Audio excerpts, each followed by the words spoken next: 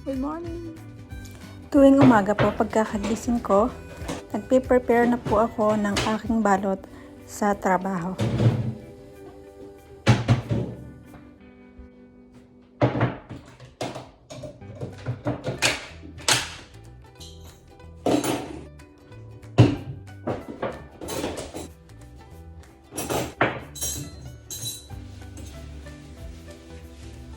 Siyempre, takot po akong magutom, kaya madalas po na ito po talaga ang aking inuuna.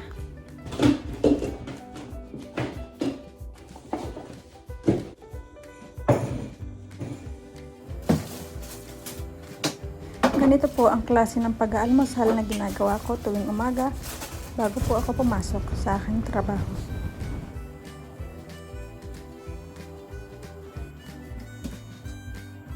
Tara, kain po tayo.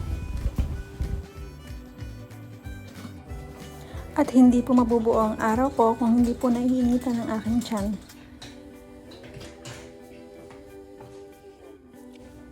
Samahan niyo po ako mga kapatid.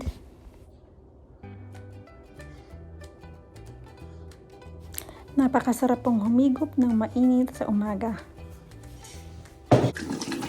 Let's prepare!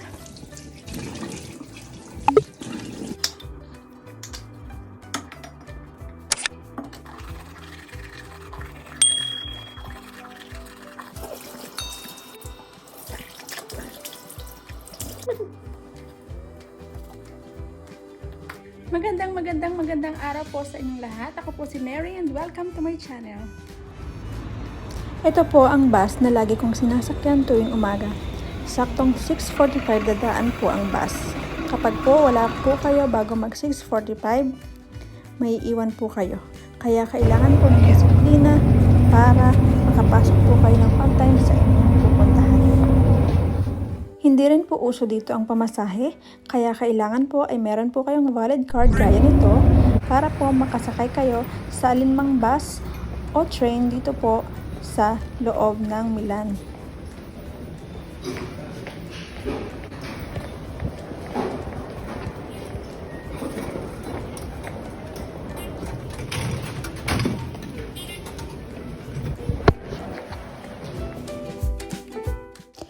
Ito po ang train na aking masasakyan ngayon at kailangan po bago mag 7:30 ay nandun po ako sa aking trabaho.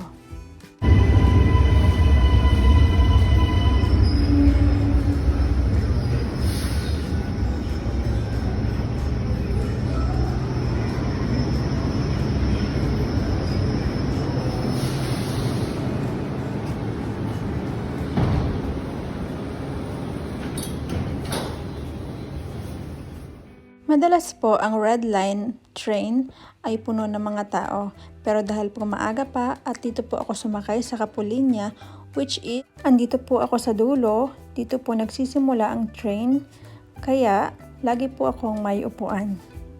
O diba ang saya-saya? I need you, baby, and if it's quite alright, I need you, baby, to warm that lonely night. I love you, baby. I need you, baby, and if it's quite alright, I need you. Mga kaibigan, ang aga po natin ngayon, time check, 7:13 AM. Naglalakad po tayo ngayon papunta sa aking work number 1. Bali po, meron po akong dalawang trabaho at pupunta muna tayo sa aking first work. Ito po ang aking unang trabaho.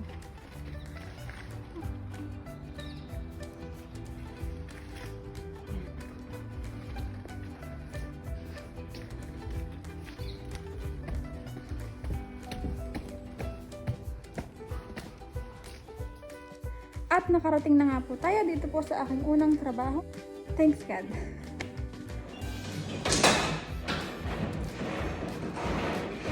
Tara, simulan na natin to.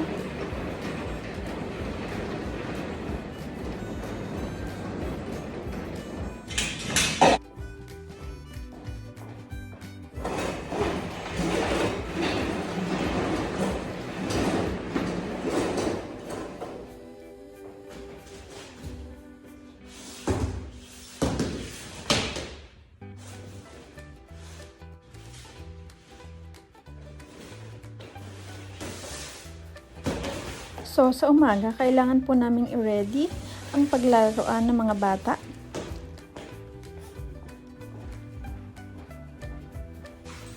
At kailangan po natin itong i-disinfect.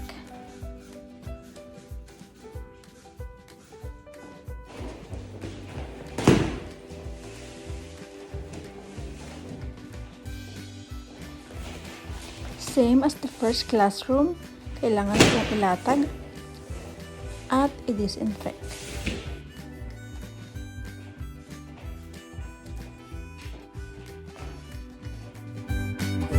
Kaya mga kapatid, kapag naging macho po ako, alam niyo na po ang dahilan.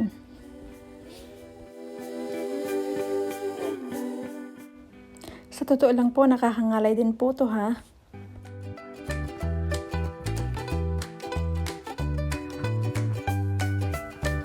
Kami po ang naghuhugas ng mga laruan ng mga bata.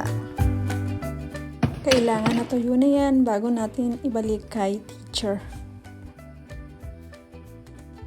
Kung sa tingin nyo po ay malinis na, kailangan pa rin po namin itong padaanan ng disinfectant.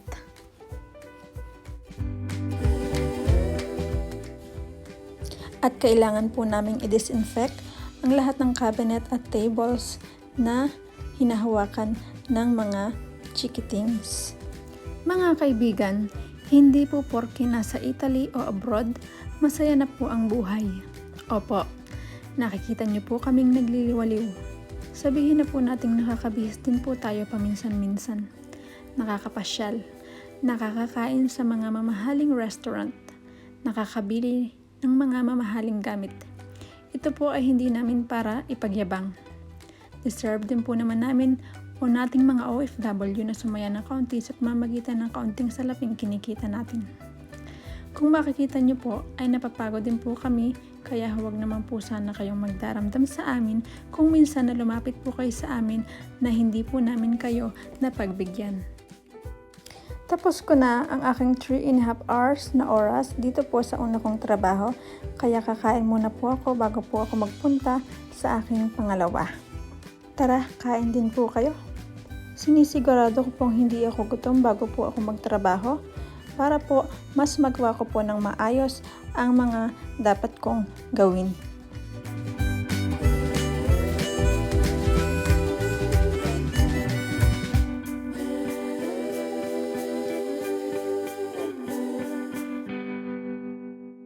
Kung nagrereklamo po kayo sa ulam nyong hindi masarap, huwag po kayong mag-alala. Ganon din po kami. Tayo po ay pare-parehas lamang.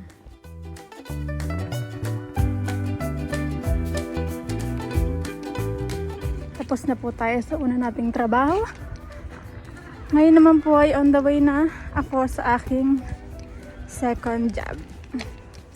Which is Adeta Mensa. Sa Mensa naman, magpapakain tayo ng mga bata. Dito po sa Milan, hindi pare-parehas yung mga trabaho. Kadalasan po talaga sa bahay. Napakarami na po ng mga Pilipino dito. May mga dito na lumaki, dito na pinanganak. Kaya yung ibang mga Pilipino, dito na nakagraduate, yung may mga pinag-aralan, nakakakuha sila ng mga gandang trabaho. Yung mga iba kong kakilala sa office, yung may mga tinapos, syempre yung mga sector nila, hindi na rin masama. Ito naman po ang aking pangalawang trabaho.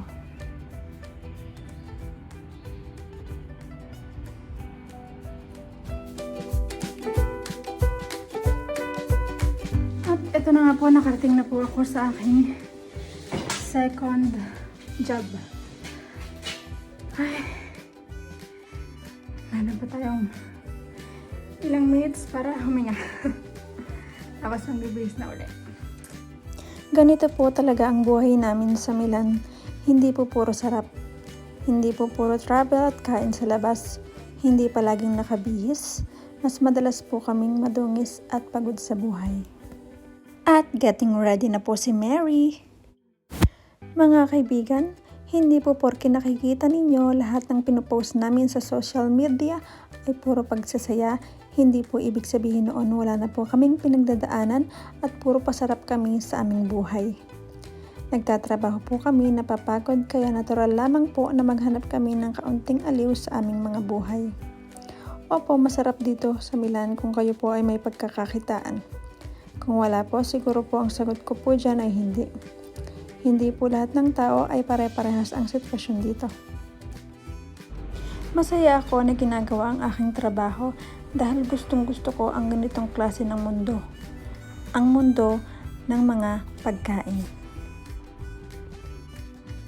Dito, ikaw ang mag-a-adjust para ikaw ay makasurvive.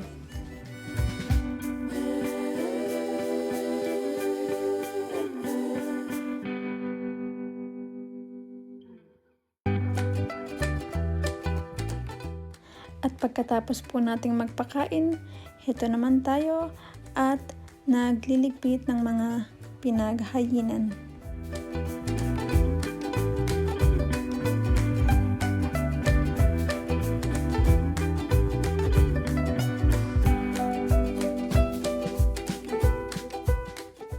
Mababa man ang tingin sa amin ng karamihan, hindi man ganon kataas ang aming kinilalagyan. Masaya kami na nakakatulong kami sa lipunan.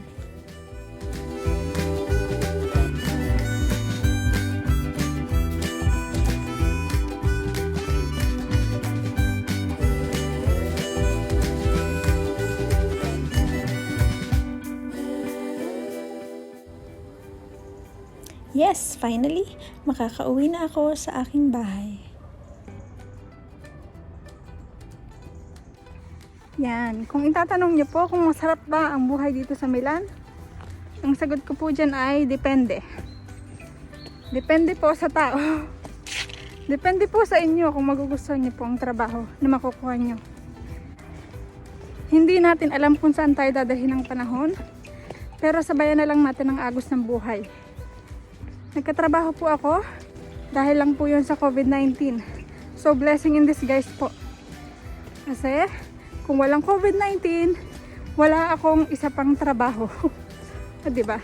May maganda ring naidudulot.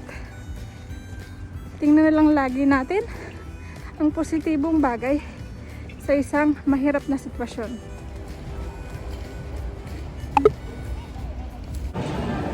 Yan. Nandito kami sa Fiordalisa Mall para po mamili ng panglamig sa Primark. Yun po kasi ang pinakamurang bilihan ng mga gamit dito sa Milan. Pagkatapos po ng trabaho, nagpasya po kami magpunta dito dahil wala na pong time. Kasi po Sabado at Linggo, sarado po ang lahat po ng mga tindahan ng mga damit because of COVID-19.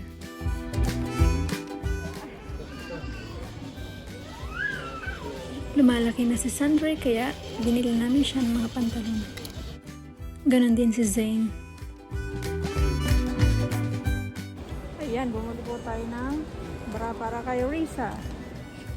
Practical na po ang mga tao ngayon kaya mas marami po ang namimili dito dahil po mura ang mga paninda nila.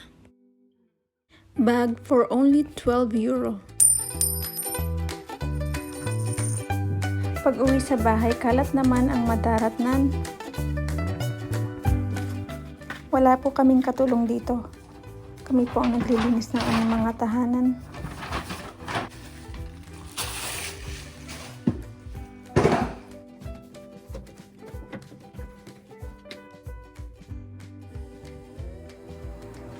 At gaya po sa Pinas, pinagsisilbihan po namin ang aming mga sarili. Kami po ang nagluluto ng aming mga sariling pagkain.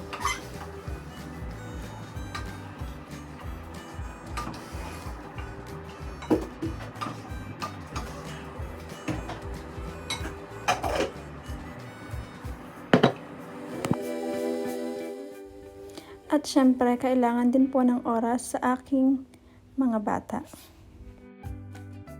At ganito po ang klase ng pamumuhay na meron kami dito po sa Milan. Sana po ay nagustuhan ninyo ang vlog na ito. Magkita-kita pa rin po tayo sa aking mga susunod na video. Please don't forget to like, comment, and subscribe to my channel para po lagi po kayong updated sa aking mga video. Salamat po at ingat po tayong lahat.